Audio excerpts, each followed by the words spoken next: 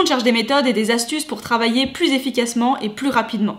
Toi aussi, tu penses peut-être maîtriser le sujet de la productivité parce que tu arrives à effectuer les tâches de ta to-do list, parce que tu es occupé du matin au soir, donc tu penses maîtriser le sujet. Mais sache que toutes les méthodes que tu utilises ne sont peut-être pas si efficaces que ça. On peut trouver énormément de techniques sur internet, mais beaucoup n'aboutiront jamais à des résultats concrets. Donc ensemble, démystifions tous ces mensonges et rétablissons la vérité. Le premier mensonge, c'est que l'avenir appartient à ceux qui se lèvent tôt.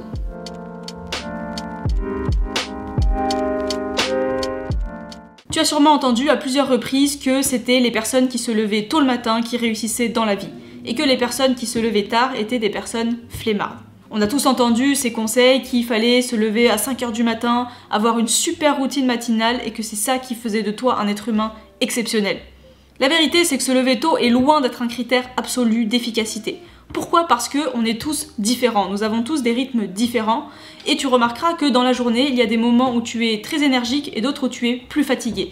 Mais ces moments varieront d'une personne à l'autre. C'est ce qu'on appelle le cycle circadien. Selon le docteur Michael Breus, il existe 4 types de profils ayant un rythme biologique différent. Donc nous avons le lion, l'ours, le loup et le dauphin. Donc tu dois adapter ton organisation à ton rythme biologique. Par exemple, si tu es dauphin, tu auras tendance à te réveiller fatigué et de mauvaise humeur le matin et tu seras productif plutôt en fin de journée. Si tu es lion, tu auras tendance à te lever tôt et plein d'énergie, tu seras productif tôt le matin. Si tu es ours, tu auras besoin de dormir au moins 8 heures et tu auras tendance à être en forme juste avant midi et à être fatigué l'après-midi. Et si tu es loup, tu auras du mal à te lever le matin, mais tu seras productif à midi et en fin de journée. Si tu veux savoir à quel profil tu appartiens, je te laisse le lien en description pour que tu puisses savoir à quel rythme, à quel profil biologique tu appartiens. En conclusion, apprends à connaître ton rythme et n'aie aucun complexe si tu n'es pas du matin. Le deuxième mensonge, c'est que la planification est inutile.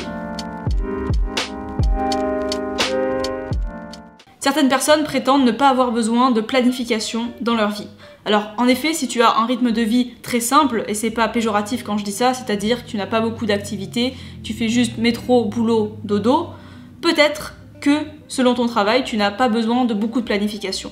Mais à partir du moment où tu commences un projet, où tu veux acquérir de nouvelles compétences, ou même t'organiser dans ton travail, ou même quand tu as beaucoup de tâches dans ta vie personnelle, la planification devient nécessaire. Quand je dis ça, ça veut pas dire qu'il faut tout détailler minute par minute. On n'est pas obligé d'être tous des maniaques de l'organisation. Tu auras beau dire que tu peux tout garder dans ta tête, que tu as une super mémoire et que tu préfères tout suivre à l'instinct et au jour le jour, crois-moi, le manque de planification aura comme conséquence d'oublier tes tâches, de te créer du stress, de la frustration, une charge mentale, de ne pas arriver à avoir des objectifs clairs sur le long terme et détaillés. Tu auras beaucoup plus de mal à prioriser tes tâches, aussi à les quantifier, à savoir combien de temps va te prendre telle tâche et tu risques de te retrouver débordé. Et surtout une énorme charge mentale de devoir te rappeler de tout le temps sans que rien ne soit noté nulle part.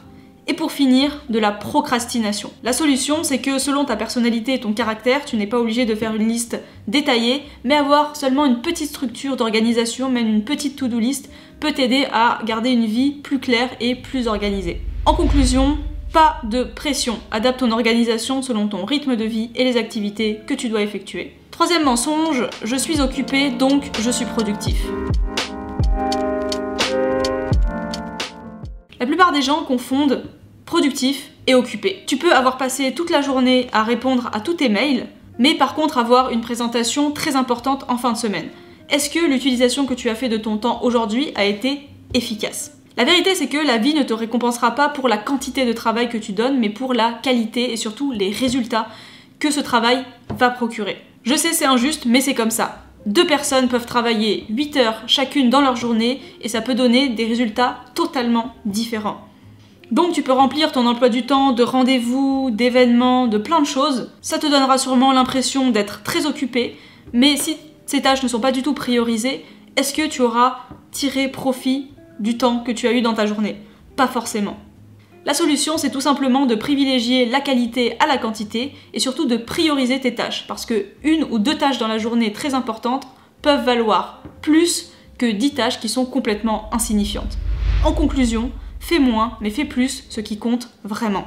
Le 4e mensonge est que le travail sera plus facile demain.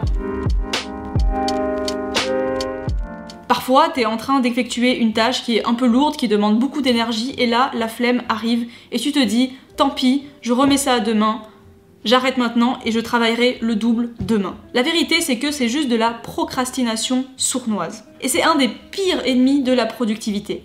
Pourquoi? Parce que de cette manière, déjà tu augmenteras la charge de travail pour le lendemain, tu te sentiras complètement débordé, tu n'arriveras pas à atteindre tes objectifs, donc tu seras frustré. Et surtout, on sait très bien comment ça marche, certaines tâches seront repoussées encore au lendemain, au lendemain, au lendemain et au surlendemain parce que tu seras débordé. En conclusion, concentre-toi sur ce qui est vraiment important et priorise tes tâches. Essaye de faire aujourd'hui ce que tu dois faire aujourd'hui et de ne pas reporter au lendemain. Essaye de ne pas céder à la procrastination et essaye de vaincre la difficulté, même si tu as la flemme, même si il faut lutter et aller un peu plus profondément dans ton travail. En conclusion, si tu procrastines ou si tu reportes toujours les choses au lendemain, tu sortiras toujours perdant. Le cinquième mensonge, c'est que tous les temps sont égaux.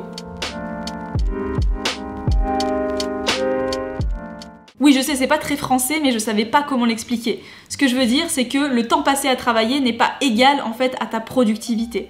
La vérité, c'est que ce que tu feras durant ta journée dépendra de beaucoup de facteurs. De si tu as bien dormi, ton énergie, ta motivation, le moment de la journée où tu fais la tâche. Et donc, 2 journées de 8 heures pour toi peuvent donner des résultats totalement différents aussi pour toi-même. La solution, c'est tout simplement de déterminer durant quel moment de la journée tu es le plus concentré et de faire tes tâches profondes qui demandent beaucoup d'énergie et de concentration à ce moment-là et de faire les tâches plus insignifiantes ou plus automatiques à des moments où tu as moins d'énergie. Sixième mensonge, cette approche a fonctionné pour lui, donc elle fonctionnera pour moi. Elon Musk se couche vers 1h30 du matin et se réveille à 7h. Il a confié à un de ses amis que le secret de la réussite consistait à dormir 6 heures par nuit. Il travaille durant son déjeuner et ne fait de pause qu'après le dîner. Est-ce que tu penses que toi, ça te conviendrait ? Toi aussi, tu es peut-être harcelé par des méthodes miracles qui te feront être le plus productif possible, mais tu veux savoir la vérité ? La vérité, c'est que la meilleure méthode, c'est celle qui sera adaptée pour toi. Donc la solution, c'est tout simplement d'analyser tes forces et tes faiblesses et adapter ta façon de travailler à ces dernières. Et ensuite, d'apprendre des autres, certes, mais pratique toi-même pour devenir meilleur. Le 7e mensonge est que plus je serai organisé, plus je serai productif. Contrairement à ce qu'on peut penser, être organisé n'est pas forcément synonyme de productivité. Pourquoi ? Parce que tu peux être le plus organisé possible, faire un super planning, si tu ne l'appliques pas, si tu cèdes à la procrastination, si il n'est pas adapté à ton rythme biologique, ça sera inutile et tu seras totalement improductif. Le 8e mensonge, c'est que je suis bon pour le multitâche. Le multitâche consiste à faire plusieurs choses en même temps. Alors évidemment, si tu fais des tâches faciles, tu peux le faire. Tu peux cuisiner en écoutant un podcast ou écouter de la musique ou une interview quand tu fais le ménage. Mais quand tu fais une tâche un peu plus profonde qui demande un peu plus de concentration et de réflexion, le multitâche sera le pire ennemi de ta productivité. J'en ai déjà parlé dans plusieurs de mes vidéos, mais le multitâche est une perte de temps parce que tu passes beaucoup de temps à passer d'une tâche à l'autre. Et donc à chaque fois qu'on passe d'une tâche à l'autre, notre cerveau se déconcentre et la remobilisation est très compliquée puisque l'énergie nécessaire à remobiliser notre cerveau nous ferait perdre 40% de notre productivité. Donc les conséquences, c'est que ton cerveau est beaucoup plus fatigué, que tu n'arrives pas à te concentrer, que tu fais des erreurs, que tu perds du temps.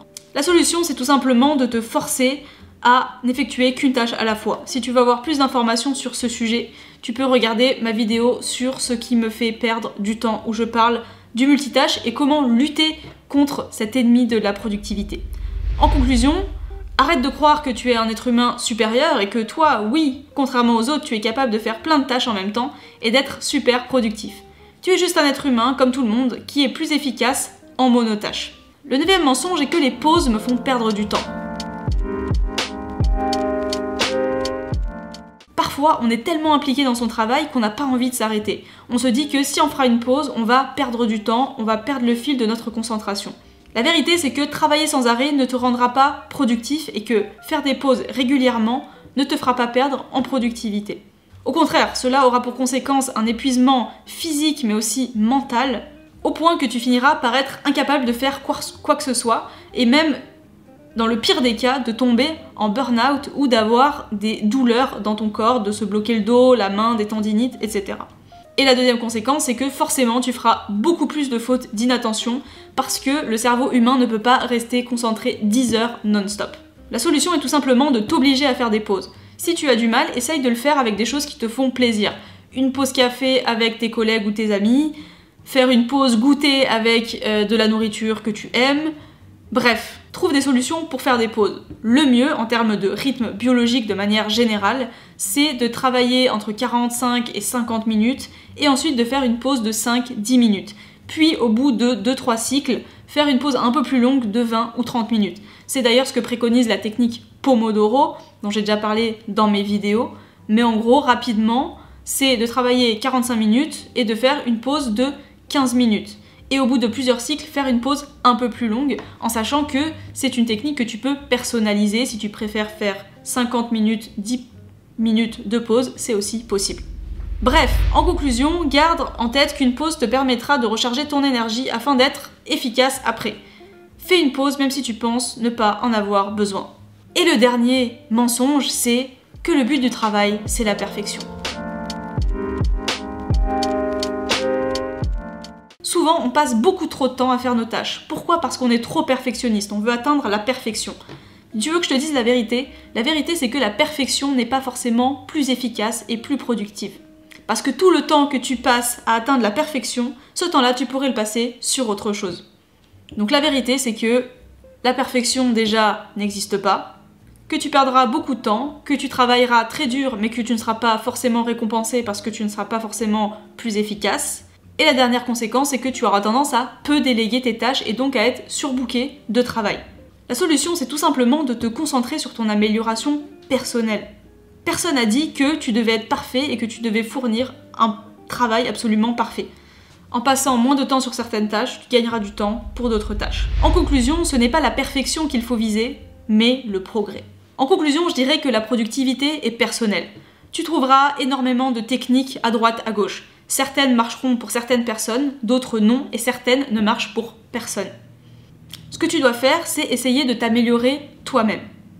Et pour ça, il faut que tu pratiques, que tu essayes et que tu vois ce qui est le plus efficace pour toi et aussi le plus efficace adapté à ta vie, à tes tâches, si c'est à ton travail, ta vie personnelle, etc. Bref, j'espère que cette vidéo t'aura aidé et t'aura appris certaines choses. En tout cas, si ça t'a plu, tu peux mettre j'aime à ma vidéo et surtout t'abonner à ma chaîne pour me soutenir et soutenir mon travail. Et n'oublie pas, si tu veux changer, ne le fais pas demain, fais-le ici et fais-le maintenant.